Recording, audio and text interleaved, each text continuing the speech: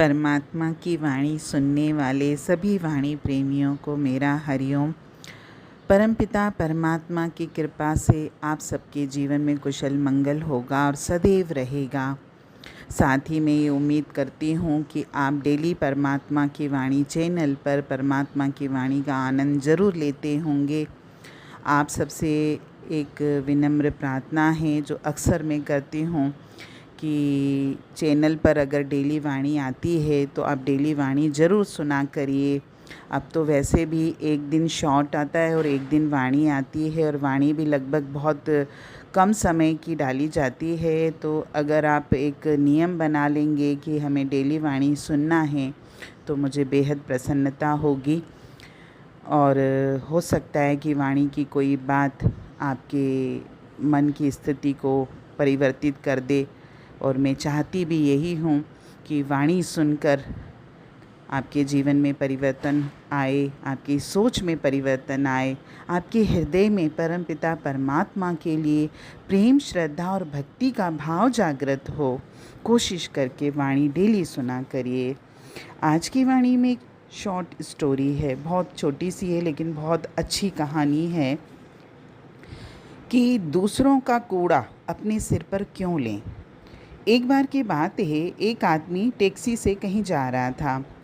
तो टैक्सी का ड्राइवर गुनगुनाते हुए बड़े आराम से गाड़ी चला रहा था कि अचानक से दूसरी कार बीच में आ गई और एक्सीडेंट होते होते बचा।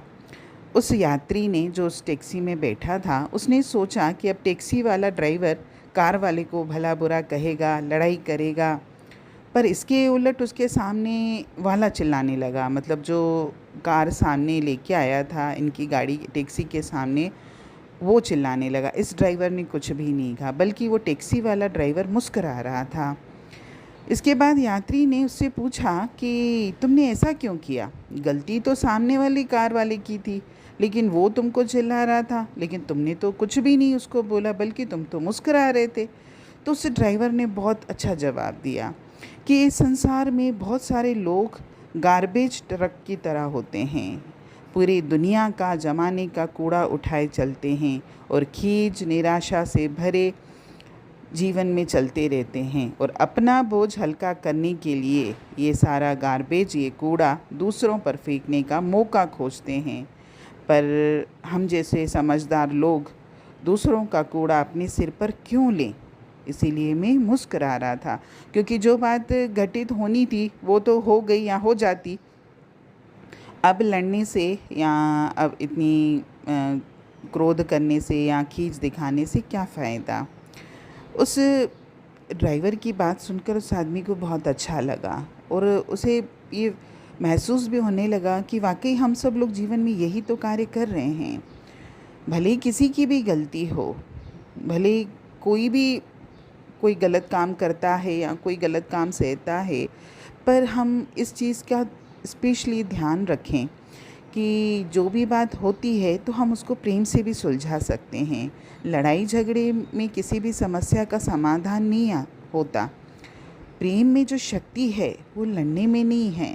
वैसे भी जो बात घटित होनी है या हो जाती वो तो होके रहती। अब लड़ने से या चिल्ला चोट करने से या एक दूसरे के लिए मन में ईर्ष्या, द्वेष या गलत भाव रखने से क्या फ़ायदा। प्रेम से भी आप माफ़ी मांग के भी किसी चीज़ को सुलझा सकते हो, माफ़ी दे के भी सुलझा सकते हो, मुस्करा के भी उस समस्या का समाधान कर सकते हो। ज़रूरी नहीं कि हम हर बात के लिए, छोटी छोटी बात के लिए आपस में लड़ाई झगड़े करें। और हम लोग इस तरह से लड़ते झगड़ते हैं तो मेरे परम पिता परमात्मा को बिल्कुल अच्छा नहीं लगता कि उसके बच्चे इस तरीके से छोटी छोटी बातों पर लड़ते रहते हैं। हम प्रेम स्वरूप परमात्मा के अंश हैं। प्रेम हम सबके भीतर है और हमको प्रेम स्वरूप ही बनकर रहना है। हरिओम।